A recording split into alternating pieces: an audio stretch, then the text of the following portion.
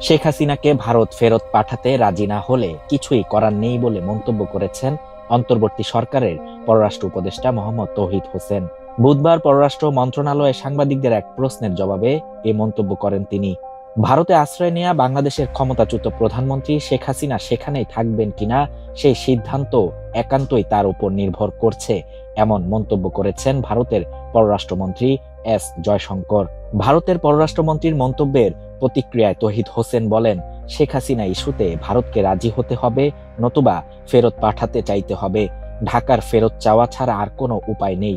তবে শেখ হাসিনা তৃতীয় দেশে পাঠানোর বিষয়ে কূটনৈতিক চ্যানেলে কোনো তথ্য নেই। উপদেষ্টা আরো বলেন, মানবাধিকার ইস্যুতে আর কোনো বিদেশি নিষেধাজ্ঞার আশঙ্কা নেই। র‍্যাব কয়েক মাসে যথেষ্ট উন্নতি করেছে। মানবাধিকার রক্ষায় সরকারের শতভাগ চেষ্টা রয়েছে। এ সময় ডিজিএফআই প্রসঙ্গে তৌহিদ হোসেন বলেন, ডিজিএফআই এর মতো সংস্থা পৃথিবীর সব দেশে আছে। জাতিসংঘের সুপারিশে তা বিলুপ্ত করার সুযোগ নেই। শাহরিয়ার শাফাত, বাংলা নিউজ 24।